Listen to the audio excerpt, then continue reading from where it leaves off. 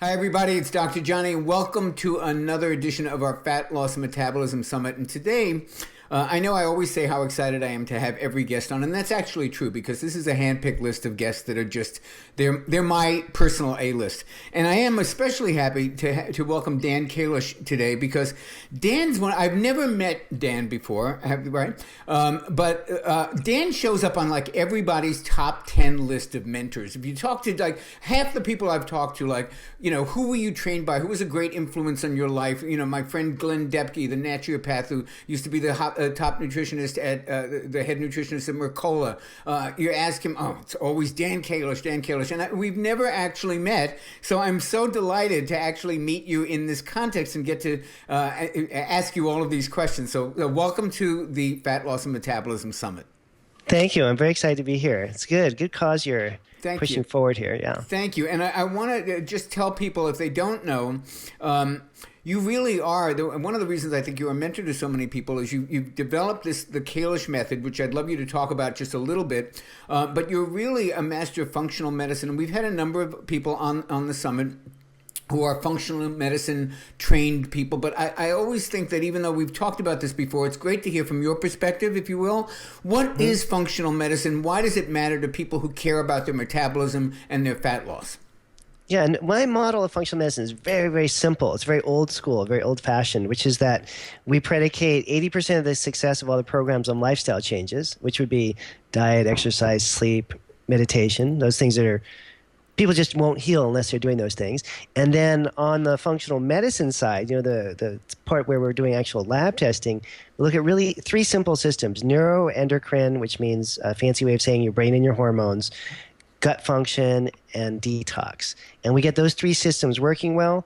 People get healthy. Doesn't matter what the condition is, if they're tired, if they're overweight, if they have a toenail fungus, or they have a mental health disorder. We're always starting with these basic fundamentals, and to me, that's the beauty of functional medicine, is that it works so well in this really simple form. So it's basically the study of how things function together. Because I always say to people, you know, we have become so specialized in our medical medical practice in this country. You've got people who specialize in just reattaching the thumb, you know, in a surgery, and it's so focused and specialized that nobody understands, or people don't appreciate how all these organ systems talk to each other, and how what happens in the brain affects what happens in the gut, what happens in the gut affects, you know, 100 other different things. And I always feel that the real strength of people who have been trained in functional medicine is to look at the whole picture and see how all this stuff interacts, how things work together. And that's something that's so sorely missing, particularly when people have these troublesome, persistent symptoms that no doctor's been able to figure out, and they've done 8,000 tests, and they go to the guy for multiple chemical sensitivity, and they go to the sleep guy and the depression guy, but nobody is kind of talking about how all these things interact together. That's kind of what you do, isn't it? Exactly. Very well put. Very simple, very basic approach. And it's what's missing, is like we've gotten so complex, we're missing the obvious. It's right in front of us. And I want to really get into how all of this impacts the topic of the day. But I've got to take 1 second. You'll indulge me, and I hope the audience will, on a slight tangent, because in your bio, you mentioned being mentored by R.D. Laing, the psychiatrist. Yes. And when I was in grad school for psychology, I have a master's in psychology, R.D. Laing was one of our heroes. He was an anti-establishment, you know, ornery kind of guy that just, you know, didn't buy any of the conventional stuff. He wrote an iconic book in the 70s called The Politics of Experience. I've just got to ask you, how did your work with R.D. Laing impact your work with the Kalish method and with everything that you're doing with people and metabolism today? You're the only person that's ever asked me that in all these years. You know, so I was 20 years old, and I spent 6 months working in a therapeutic community that was set up by R.D. Laing. Mm-hmm. And he came and visited us. You know, it was run by several of his students. It was here in the United States, so his major therapeutic endeavors were in England. And I don't even know what to say about this guy. This is like my role model. I don't think I'm like this, but my role models are like just dead brilliant. Yeah, he was brilliant. Just smarter than you can imagine. Also crazy, no? Completely crazy. Okay. Completely anti-establishment. Yeah. Completely like F the system, But you know what he did? What he did in the 60s was he saw right through the BS that the pharma industry was launching in terms of antidepressants.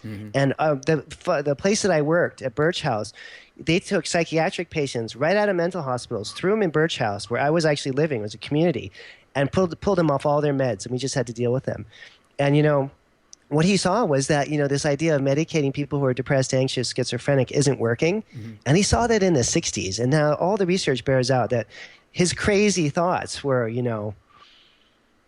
right. I mean, just 100% right on. Anyway, he's a brilliant man. He got me to think outside the box and to really question the status quo. I would say that was the biggest impact. And I would add to that, if I may, that perhaps it's the questioning of the status quo, the questioning of the establishment that actually ties this together with the whole enterprise of having people lose weight, because we have been told, you and I, the entire health professional community, certainly all the people listening to this have been told for decades that it's all about calories. It's all about exercise. If you're fat, it's because you're not spending enough time on the treadmill. It's because you're eating, high-fat foods.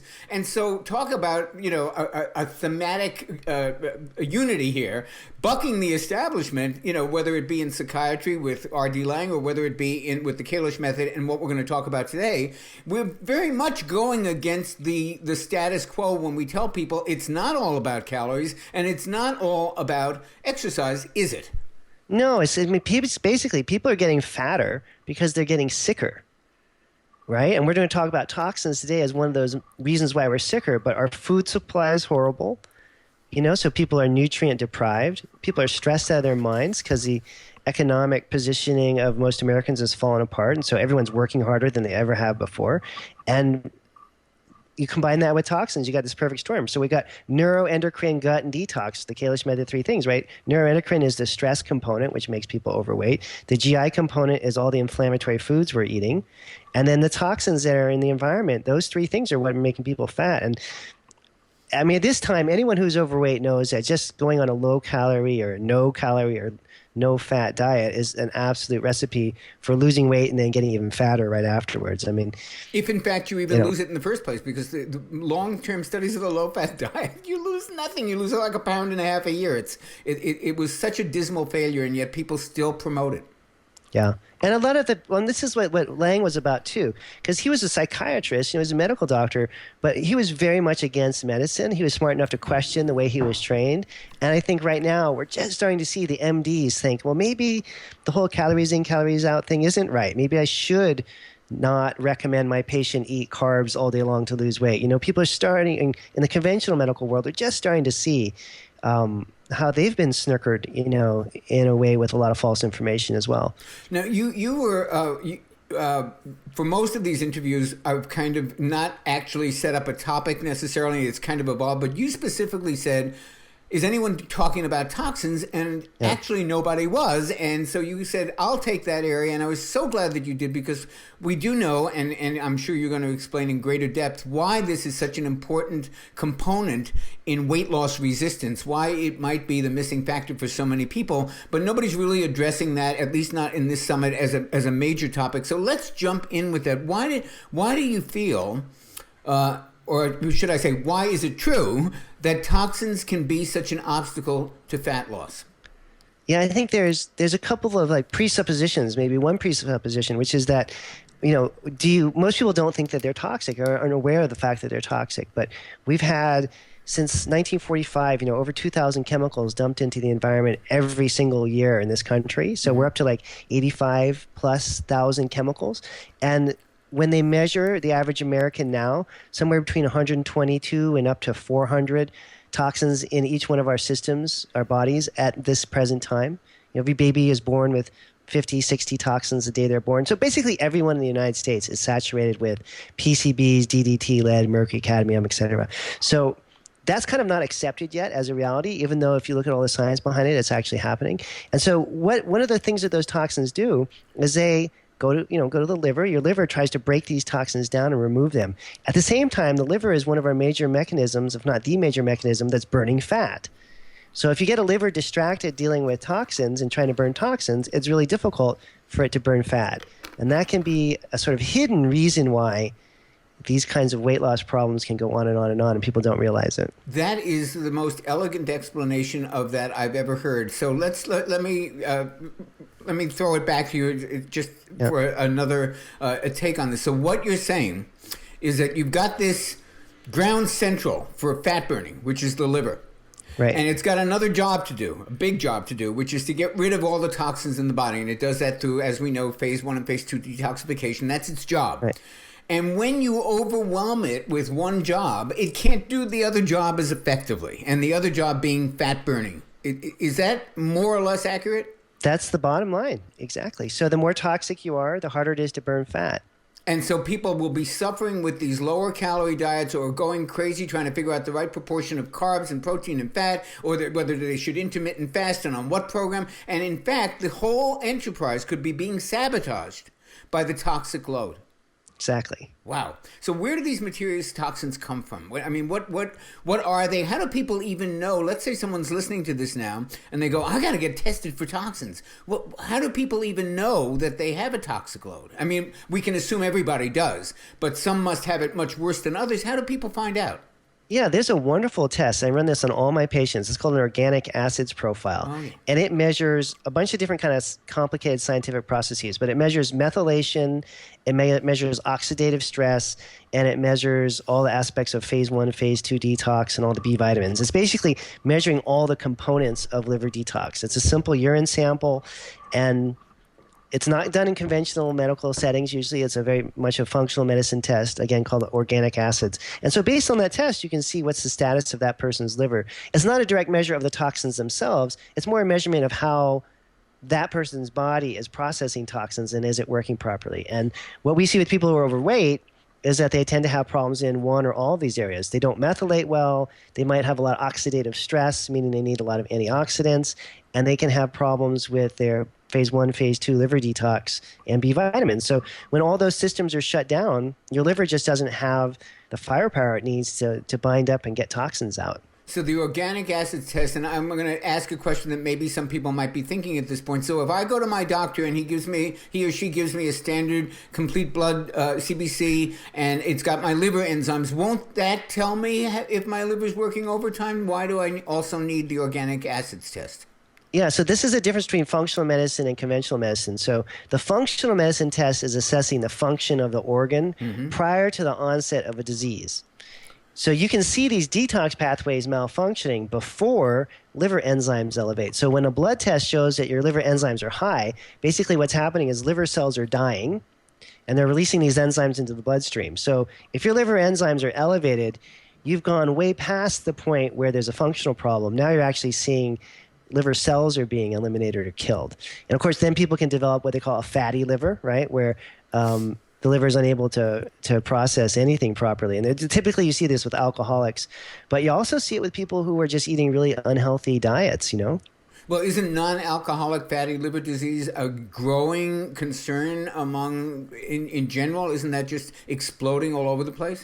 Exactly. And that, you know, what movie just popularized this was Super Size Me. It came out a bunch of years ago. Sure, you know, the guy that ate all the McDonald's for a month. Yep. And about in the middle of that film, his medical doctor is looking at him going, whoa, your liver is getting fatty. You know, you're developing damage to your liver. You got to stop the diet. Remember, his mom calls and his mom asks him to stop. So yeah, that was somebody inducing a fatty liver just with poor quality food choices. Yeah, but I always feel what disturbs me about the message many people got from that movie was that what caused it was eating a lot of fat.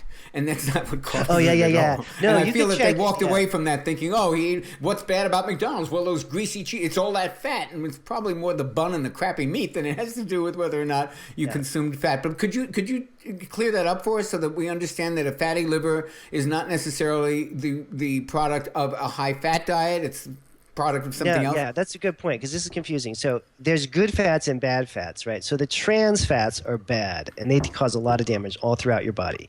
The good fats, like your avocados, your walnuts, your fish, oils, all that stuff, are healthy and actually help you burn fat. What made him fat in the movie was a combination of trans fats, which are the evil ones, right? And way too many carbs, sodas, and bread. Mm-hmm. Because again, carbohydrates are going to make you fat. Even fatter than fat will make you fat. And then, of course, the chemicals and additives in the food, which is right back to all the toxins that we're talking about. Right. But that's what makes that food so addictive. You have one McDonald's cheeseburger and you want another one because the chemicals in the food that they add create cravings. You don't want to stop eating it. Of course. So let's go back to the toxins, and you've given us the general idea of how giving the liver a lot to do when it comes to detoxifying can slow fat burning. Can you embellish that a little bit and give us flesh that out, dig a little bit deeper into how toxins can actually impact fat burning? Okay, so there's a couple of different sources of toxins, right? Mostly we're talking about chemicals and heavy metals.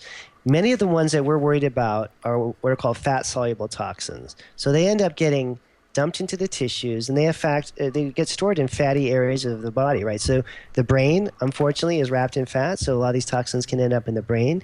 And as we've already mentioned, a lot of the toxins can end up in the liver, right?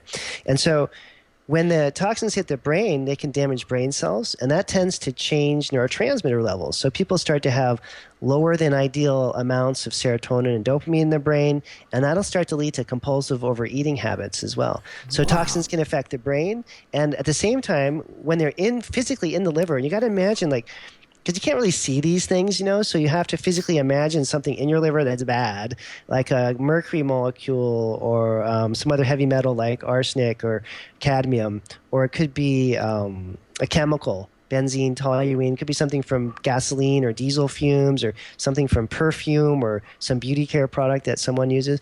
So whatever this toxin or chemical or heavy metal is, once it's in the liver, your liver has to dislodge it, try to get it out. Right? It's also filtering the bloodstream all the time. It's also trying to protect your brain. So the liver's job it's almost like, I think of it like a washing machine, and you've got, in a washing machine, you've got the washer and the dryer, and the liver is very similar. It has two phases. So it takes, in this sense, the toxin, and it tries to run it through the washer, and then it tries to run it through the dryer and make it ready to get rid of, right? And so most people have problems with either phase 1 or phase 2 because they've got an increased amount of these toxins in their system and their body's not able to bind up and get rid of them fast enough. And so the bigger picture that we use in functional medicine is a concept called total toxic burden or body burden. Sometimes they use that term, which means that each individual has a body burden or an amount of chemicals and heavy metals that they've built up in their system over the course of years. And that's going to vary depending on your exposure and then how good you are at detoxifying. So like, for example, someone who eats tuna every single day because they love sushi might have a higher mercury load than someone who never eats tuna because of the mercury in fish. Not to say that eating tuna is bad, but it can be a risk factor if you eat too much of it. Someone that grew up in a home where their parents owned a dry cleaning business and they worked there every day after school could have a lot of chemical exposure. And so depending on how much you've been exposed, and then your body's ability to get rid of these toxins, we have the body burden. And some people are great at detoxifying. So some people could eat tuna every day and they just get rid of that mercury as fast as they accumulate it, never have a problem. Other people are really poor at detox, just like some people are short, some people are tall, right? It's a characteristic that we have that's genetically based. And if you're a poor detoxer and you have a large exposure rate, then your body burden could be immense. So you could be living right next door to someone who's got the same exact toxic exposure as you do, but if your detox capacity is poor, toxins could build up in your body 10 times faster. And those are the people that we tend to see that have the weight loss resistance problem. Is not necessarily their exposure was unusual. Maybe they didn't work in a chemical plant or something like that. They weren't a welder. They didn't have an obvious exposure, but their genetically based detox pathways are flawed, so even a small toxic exposure causes things to build up in their body. Beautifully put. You reminded me of a study I read, and I cannot for the life of me tell you where I read it, but I remember reading it, and I remember thinking that it was authentic. It was on PubMed, and it was on this. The Seychelles Islands, they eat a ton of mercury-infected foods, but they also consume, like tuna. I mean, they just eat it all the time. They also consume a ton of selenium, and their body burden of mercury seems to be much less than you would expect from people who eat that much tuna. So that leads me to ask you, are there certain nutrients, such as selenium in this particular study, that help the body to detox from these toxins that can prevent us from losing fat effectively? Yeah, absolutely. So selenium is one, and that's specific specifically helps protect mercury from damaging the brain. So that's a great one. A really powerful antioxidant. It's a funny nutrient too because it's a mineral, but it's an antioxidant. Anyways, it's a unique and cool one. So that one's kind of one at the top of the list. Probably second to or paired with selenium would be glutathione or glutathione. So very powerful antioxidant. It can neutralize all these chemicals and heavy metals. You got some simple stuff like can't really beat good old-fashioned vitamin C, as an antioxidant. So you don't have to get fancy and really exotic to get good antioxidant protection. And I would say the three major classes of nutrients that run the detox pathways are going to be antioxidants like glutathione, vitamin C, vitamin E, lipoic acid, those kinds of things. And then B vitamins, B12, B6, folate especially. And then the sulfur-containing amino acids. And the people usually have heard of these. The most common one probably that people buy is called N-acetylcysteine or NAC. There's also cysteine, methionine, taurine. So these are all phase 2 stimulating products. They're sulfur-containing amino acids. And then phase 1 is more dominated by the antioxidants and the B vitamins. So those three general categories. And a lot of supplement companies will put together like all this stuff in one little pill and be like their detox plan or detox pill or whatever. Because it's pretty well known. You can just Google phase 1, phase 2 liver detox and you see diagrams of all these key nutrients. And the important point is that if you're exposed to like the people were in the Pacific Islanders that were eating all this mercury, or like we are in the United States because of all the coal burning and other stuff going on here, is that if your exposure is high, if your binding rate is good, if you're able to bind up and get rid of these metals, it doesn't cause a big problem. So it's something you can stay on top of, let's say. And it's a way that if someone is really struggling with losing weight, if they can flush out a certain percentage of the toxins in their body, they can start to stimulate their fat burning process and not have that sort of, break put on their system. I'm going to jump onto a tangent that's just, people are going to shoot me for this, but I can't help asking this because I think you're really the person to answer it. With this detox system that you've very eloquently explained as being not identical in every person, that some people may just have some genetic challenges when it comes to detoxification, and the same exposure to my neighbor might not bother them, but it might bother me. I have that right. All right. Is it possible, and I don't want to go too far afield with this because we're here to talk about one thing, and this would easily lead us down a slippery slope of lots of talk about it, but is it possible? I know the whole autism vaccine thing has been discredited, and I put that in air quotes, but is it possible that there is a subset of people, a subset of children, whose detoxification pathways are less than optimal? And in that small subset of people, vaccinations might overwhelm their ability to detox, and you might see some of these things that people connect to vaccines. Is that even something that we should entertain as a possibility? Well, it's deeper than that. First of all, I totally agree with that concept, and it's throughout the whole lifespan. So when people are poor at detoxifying, and they have even small exposures, in childhood we call it autism, ADD, ADHD. In younger adults, it might be seen as like a problem with studying. So like high school age and college age kids are given drugs like Ritalin and Adderall because they can't focus and concentrate and they can't sit still and that kind of stuff, which is basically an amphetamine, right? Ritalin or Adderall. So they're stimulating their brains in this really kind of bizarre and dangerous way. And then in middle-aged adults, it starts to become more like memory problems. Older adults, dementia, Alzheimer's, Parkinson's. So there's a whole spectrum of neurological disorders which is related to toxins damaging the brain. Probably the one that has the most scientific research behind it, I think, which people argue about the least, is Parkinson's disease. Pretty well established now that there's a very strong chemical and heavy metal component in people that develop Parkinson's. But it's never just that one thing. It's like you're saying, there's a genetic tendency towards the problem, and then if it's unfortunate enough to happen in childhood around a vaccine or around some other kind of chemical or heavy metal exposure, we might call it autism. If it happens in midlife, we might call it depression or anxiety. But either way, you're seeing the exact same process, which is the toxin is getting into the brain and is damaging brain cells. And you can see this on the labs. This is not like a mysterious thing. You can actually measure this. So, this kind of brings me to a take-home point that I try to emphasize to anybody who will listen to me at any point.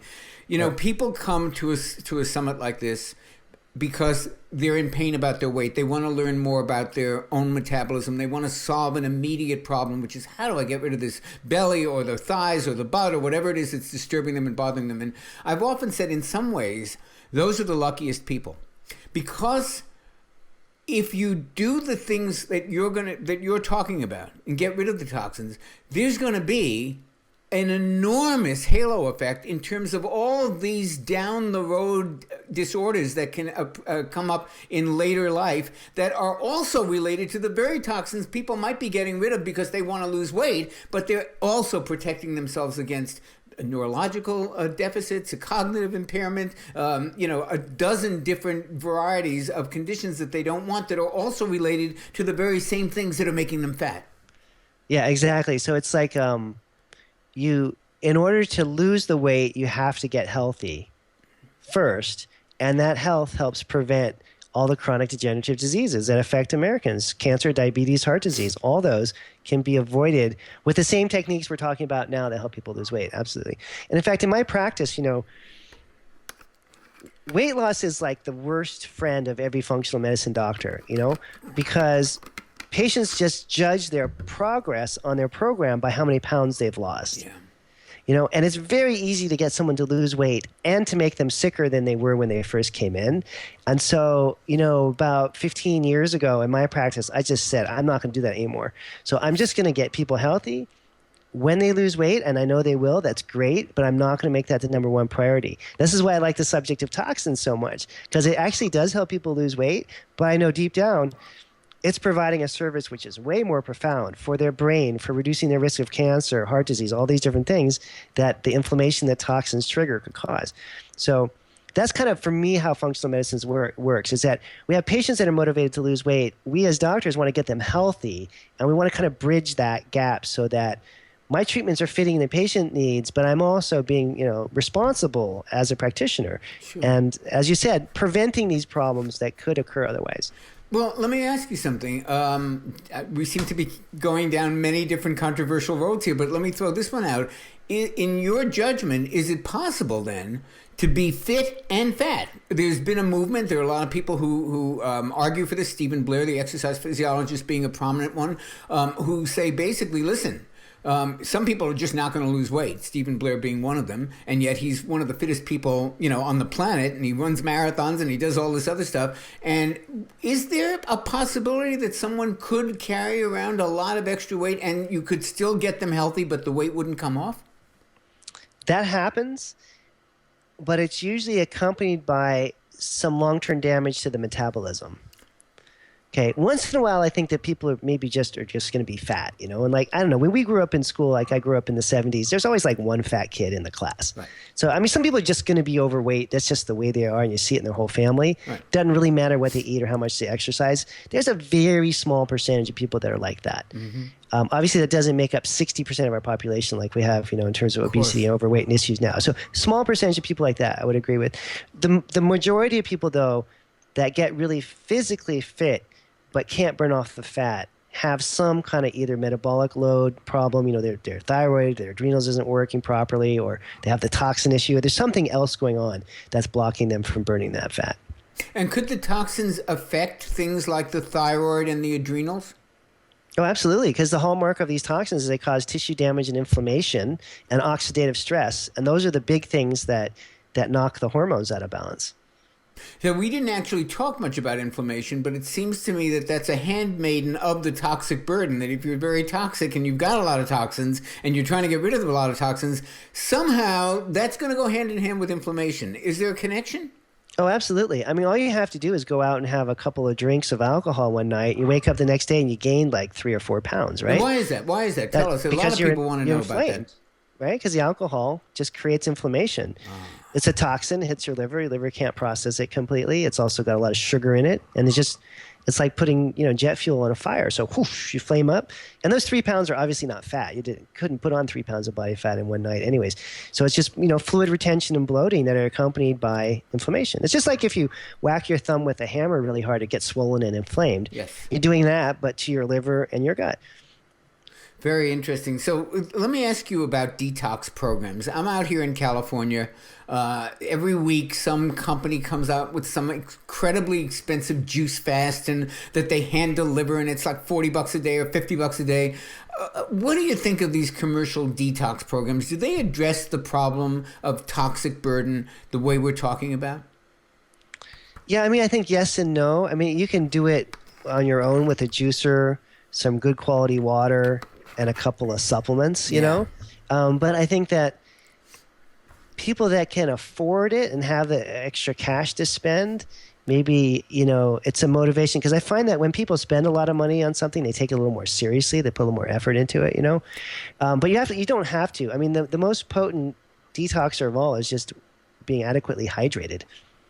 Right? We're talking about hydration in vegetables as the most potent providers of all the nutrients you need to get toxins out. Because some of these toxins are water soluble, and if you're dehydrated, you're going to store the water soluble ones. And you can literally get rid of all your water soluble toxins just by drinking water. That's one of the best takeaways I think I've heard in this entire summit, because we go back and forth so much about water, and I even did a blog recently about how there really isn't any science behind the 8 glasses of water, which doesn't mean it's not a great idea. It just means there's really not any science behind it. But that's one of the best arguments I've heard about for drinking more water, because it may not just be about the hydration. I mean, we can get a lot of water from, vegetables and from fruits and things like that. But the argument that we want to get rid of water-soluble toxins, and that's not going to happen unless we're providing it with the medium to get out the body, that's a really strong argument for more water. What's your recommendation to your average client who comes in and we know that they've got a certain toxic load? Do you have any particular guidelines for how much water to drink? Yeah, and by the way, if you're losing body fat, if you're burning body fat, you need even more water, right? Because these toxins that are fat soluble are stored in fat tissue. Yeah. So when you burn those, they need to get out through drinking water as well as through, stool and sweat. And when you hydrate, the water soluble toxins get flushed out. But when you're losing fat, or if you want to lose fat and you're going to start to release all these toxins out of your system, you need even more water. So I think the water requirements vary. Mm-hmm. I learned this years ago from a patient of mine. You learn everything from your patients, who was a California firefighter, all right? And he was a captain, high-level guy, probably in his late 50s, and he was really overweight. And, the young fire guys are like the buff, fit, I'm on the calendar, no shirt on kind of thing. Right. But as these guys move up through the ranks and they get to be like a captain, they basically have an administrative job and they're sitting in a chair. But historically, they were all, as young men, running in and out of burning buildings, which is like one of the most toxic jobs you could possibly imagine. They're basically on toxic waste removal constantly as part of their work. And one of the things, his wife came in and brought this magazine from the California Firefighters Association, and it was an article about how when overweight firefighters lose a lot of weight, they can become very, very ill because of all the toxins being flushed out of their system. Interesting. I know, and I was like, whoa, that is incredible. And it's actually something that these senior firefighters in their union and their newsletter are talking about, because if that guy was going to drop 50 pounds, he's going to be flushing out all kinds of chemicals and metals that have been stored in his tissue since he was a young man. So it's essential. You have to drink extraordinary amounts of water while you're losing weight. You also have to drink extraordinary amounts of water to lose weight. And so I kind of hesitate to give an amount because I think it's difficult. It depends on the person's size. And I mean, there's this obvious thing like half your body weight in ounces per day. So if you weigh 100 pounds, it should be like 50 ounces of water. But it really varies. And one of the things that I do now, and I think this is a great rule of thumb, is every time I'm hungry, I drink a quart of water. Yeah. Because great take home. We all mistake thirst for hunger. Yep. Right? And that's how you get fat, because you're thirsty, you think you're hungry, so you eat some food. So, and I still do this every single day. If I'm hungry, I'm like, that's great, I'm hungry. I'm going to drink a quart of water and give it 10 minutes. If I'm still hungry, I'll eat, which I never am, because every time I'm hungry throughout the day, it's because I'm thirsty. Signals in the brain get a little confused. Drink that water, flush out some fat, eat less food, burn some more fat. It becomes a very positive cycle. That's a great takeaway. Now, you mentioning the brain, we passed over something you said earlier, and I want to come back to it, which is how do the toxins actually impact the appetite centers? How could toxins yeah. really contribute to cravings, for example? I know this. I studied this for like about 12 years. This is like good. Tell us. I was trying to summarize it a little bit. I can see everybody taking notes now. They really want to hear this. This is one of the coolest things. So, the toxins can be either neurotoxins or endocrine disruptors. Either way, it's pretty bad, right? So endocrine disruptor means it messes up your hormones, and that can throw off your fat-burning hormones and all that kind of stuff. Mm-hmm. But a lot of these toxins are neurotoxins, so they get into the brain, and they actually have images of this. You can see on videos where if you listeners Google University of Calgary mercury video or something like that on YouTube, it'll pop up. And you can see there's a brain cell like this, and then there's a mercury molecule coming along, and it just grabs onto that brain cell and just chews it up, and the brain cell just like vaporizes. It's like a Star Wars movie where the laser is shooting the Death Star. And wow. Yeah, it's so cool. When I saw that years ago, I was like, whoa. It's a visual representation of what we're seeing. So neurons get physically not just damaged, they basically are killed by these molecules that are toxins. So it's not like they're hurt or damaged or they get their feelings hurt. It's like they're murdered or killed. So it's like a human being who's killed. That person's life is over. Doesn't really matter whether you're stabbed or shot. You're just dead, and you're not going to come back, right? So that happens to our brain cells from neurotoxins. That brain cell is just gone, and it's gone forever. Now, fortunately, we've learned recently that you can grow new ones, so that's a good thing. But when serotonin or dopamine neurons are killed, maimed, eliminated, murdered, shot, stabbed, however you want to think about it, wiped out, blown up, when they're gone, they control our appetite center. Okay, so people start to get irrationally hungry when these neurotoxins destroy enough brain cells, and it's not normal hunger. This is I just ate dinner and now I'm still hungry. This is it's 10 at night. I want some ice cream and a bowl of cereal. It almost always revolves around eating after meals or eating in the evening hours excessively. And people just can't control it. They know they don't need the food. They know they just had a healthy meal. Their portion size and their ability to control their appetite is just completely gone. And they have what we call an excessive appetite. It's not a natural appetite.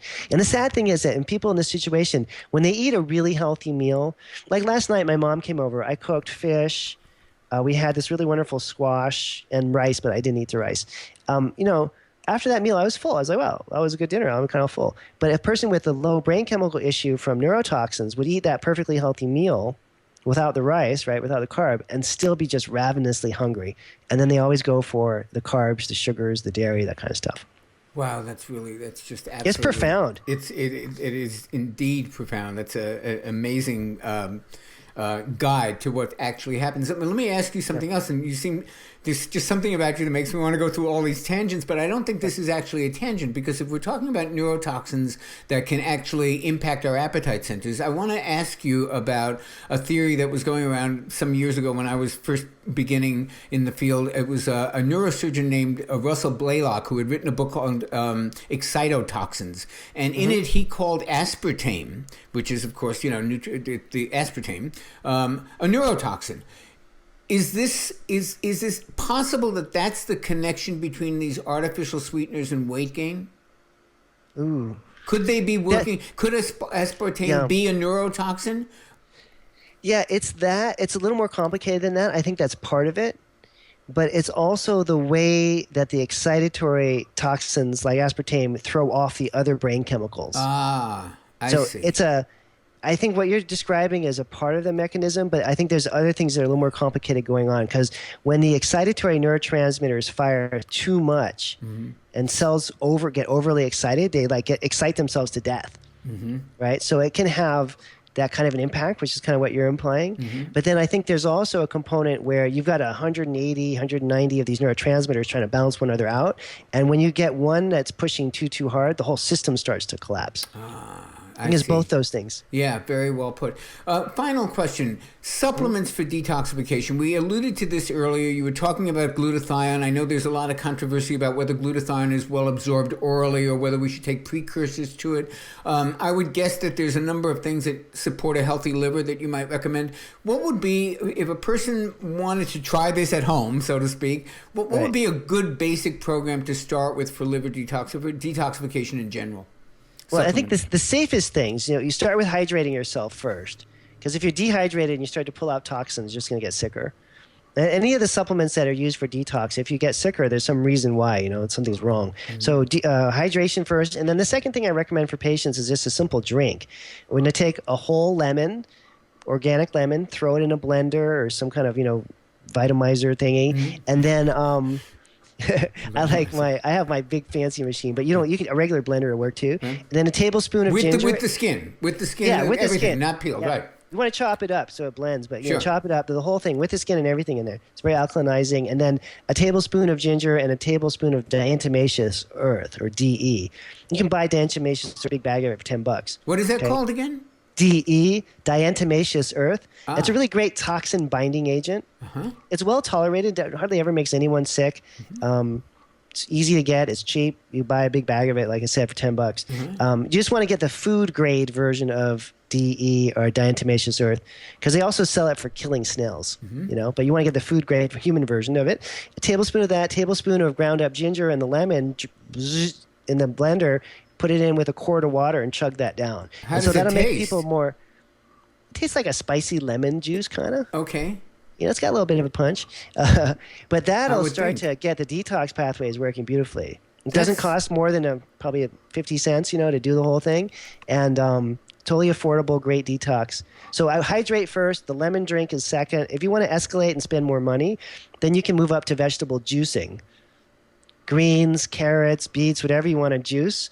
You're going to be nutrient dense with all the antioxidants that you need to start to get the liver detox pathways working. So that's pretty classic. That's wonderful. And then now if you want to go to the health food store and buy a bunch of stuff, but you should do these things in order, right? You shouldn't just go buy the supplements, because that's kind of missing out on the point, isn't it?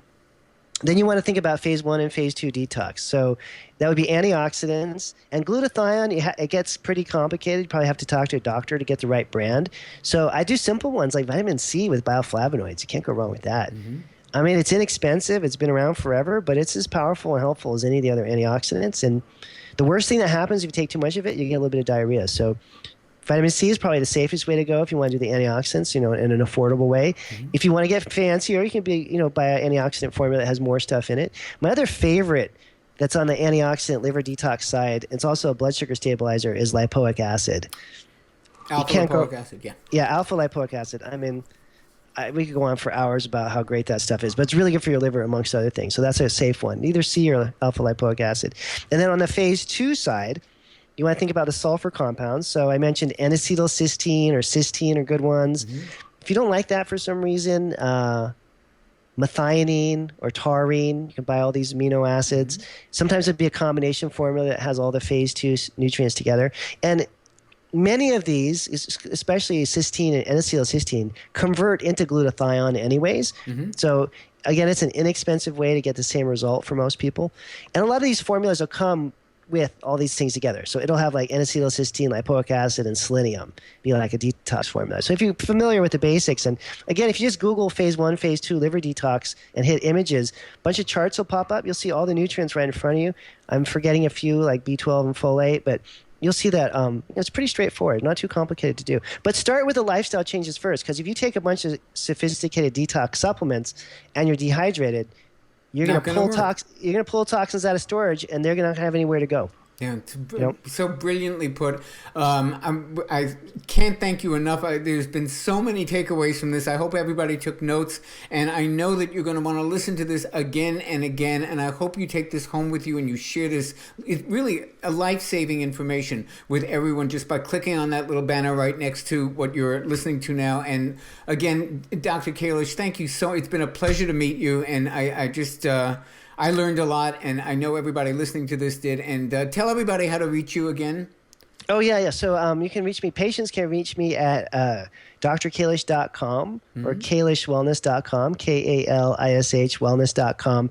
And for practitioners that are interested in training, I have the Kalish Institute. They can look that up, too, as well. Wonderful. Dr. Kalish, thank you so much. It's been a pleasure and an honor. And thank you for speaking with us. Bye-bye. Bye.